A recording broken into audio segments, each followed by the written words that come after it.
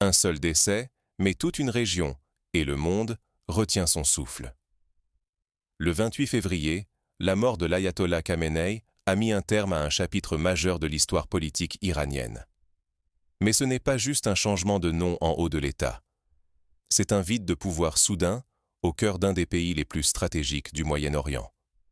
Plus qu'un dirigeant, Khamenei était le pilier, l'architecte de la posture iranienne face à Israël, aux États-Unis et dans toute la région.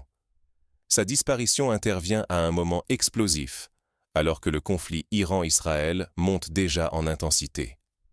Ce genre de rupture, l'histoire nous l'enseigne, ne mène jamais à un retour immédiat à l'ordre.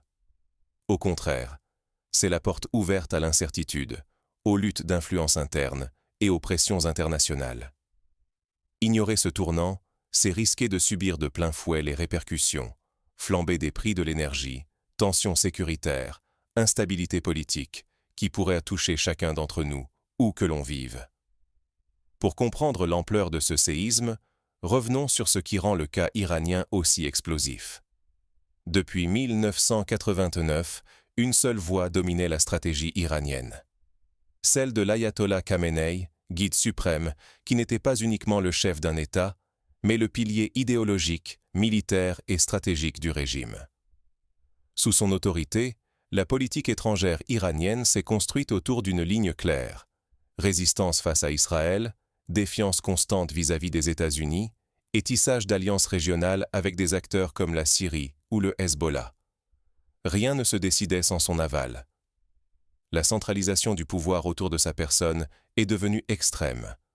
Tous les leviers, du clergé aux gardiens de la Révolution, convergeaient vers lui.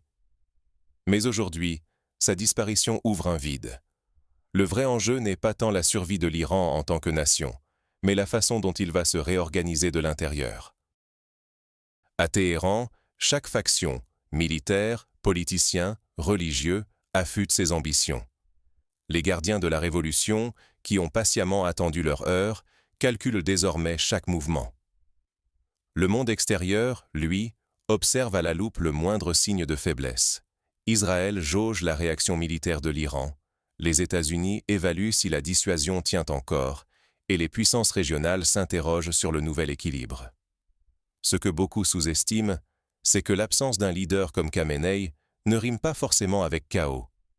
Parfois, cela provoque un raidissement, parfois une fermeture, parfois même une consolidation inattendue du pouvoir. Mais une chose est sûre, mal lire ces dynamiques, c'est fausser toute analyse sur l'avenir de la région et sur les conséquences globales. Mais la succession, dans un système aussi verrouillé, est tout sauf limpide. Un vide du pouvoir n'est jamais neutre. Il attire toutes les convoitises. Dès la disparition de Khamenei, le monde entier scrute l'Iran. Israël jauge la capacité de riposte militaire iranienne. Les États-Unis évaluent si leur dissuasion tiendra la route.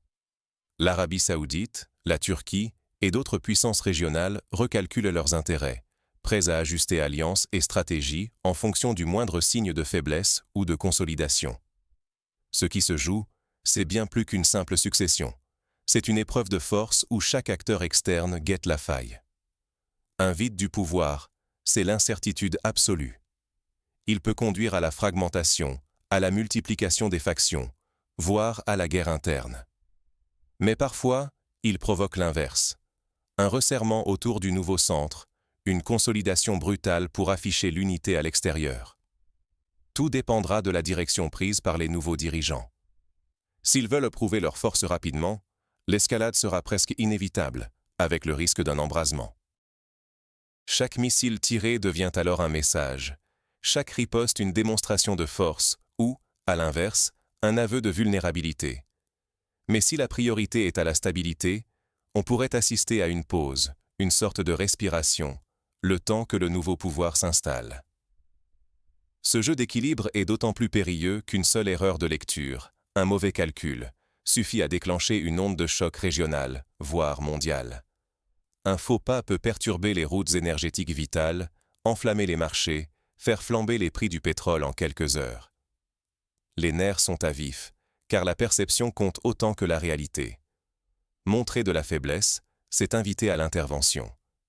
Afficher la force, c'est risquer la surenchère. Ce qui est en jeu, ce n'est pas seulement l'Iran ou Israël, mais l'ensemble du système énergétique et politique mondial. Mais les conséquences ne se limitent pas à l'Iran ou à Israël. Au-delà de la ligne de front, c'est toute l'économie mondiale qui se prépare au choc.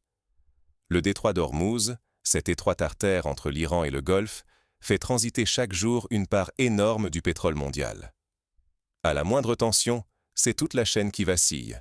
Les primes d'assurance pour les navires grimpent, les itinéraires sont repensés, et les marchés financiers s'affolent. On voit aussitôt les prix du brut s'envoler, les analystes commenter la fragilité des chaînes d'approvisionnement. Mais la réalité est plus profonde. Qui contrôle les corridors énergétiques détient un levier de pouvoir sur l'ordre mondial. Dès les premiers signes d'instabilité, les grandes puissances réagissent.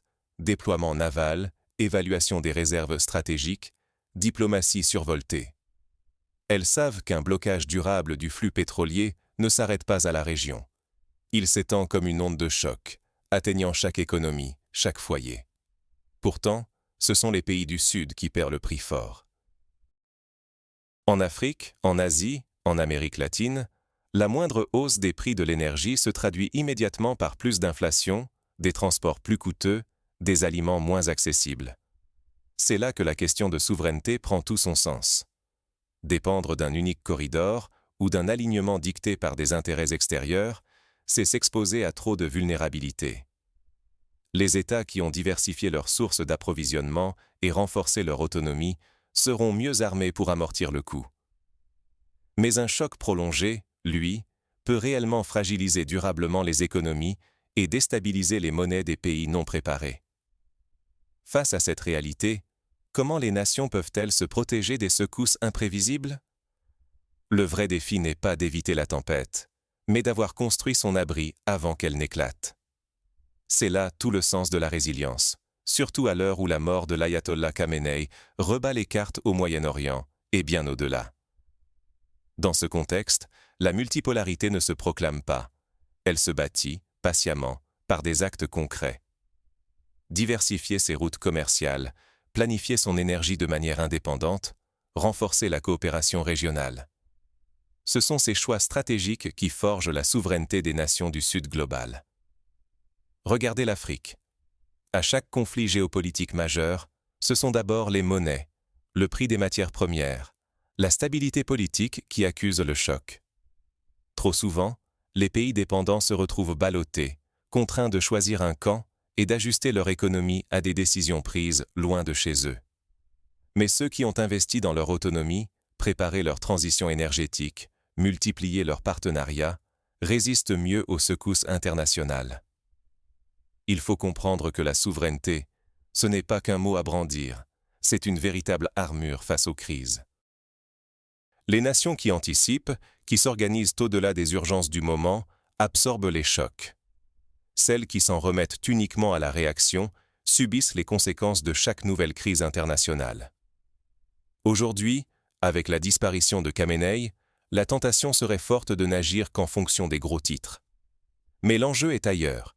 Il s'agit de planifier et d'agir sur le long terme. L'autonomie, la vraie, se construit bien avant la tempête.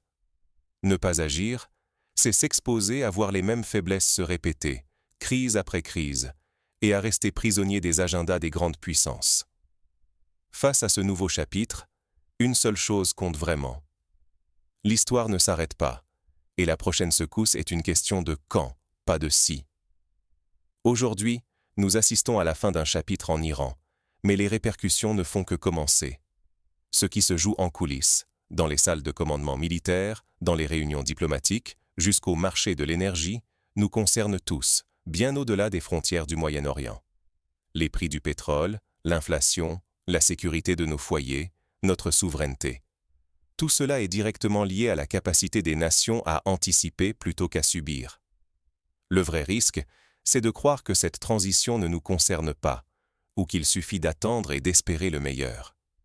Or, laisser filer ce moment, c'est choisir de réagir trop tard, de se retrouver dépendant des décisions prises ailleurs, d'affronter des chocs majeurs sans y être préparé. Dans ce monde multipolaire qui se redessine, la résilience ne se construit pas dans la réaction, mais dans l'action. Les nations du Sud global, mais aussi chaque citoyen, doivent refuser la passivité et exiger des stratégies qui garantissent l'autonomie énergétique, la stabilité économique et la souveraineté politique. Cette période d'incertitude n'est pas une fatalité, mais un appel à bâtir des réponses sur mesure.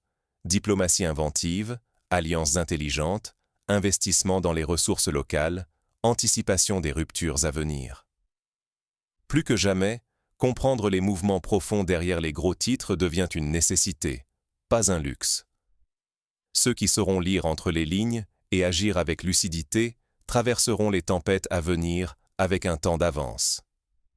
En somme, la disparition de Khamenei n'est pas qu'un événement iranien. C'est un test grandeur nature pour notre capacité à choisir notre destin. Alors, serons-nous spectateurs ou architectes de l'avenir? À vous de jouer.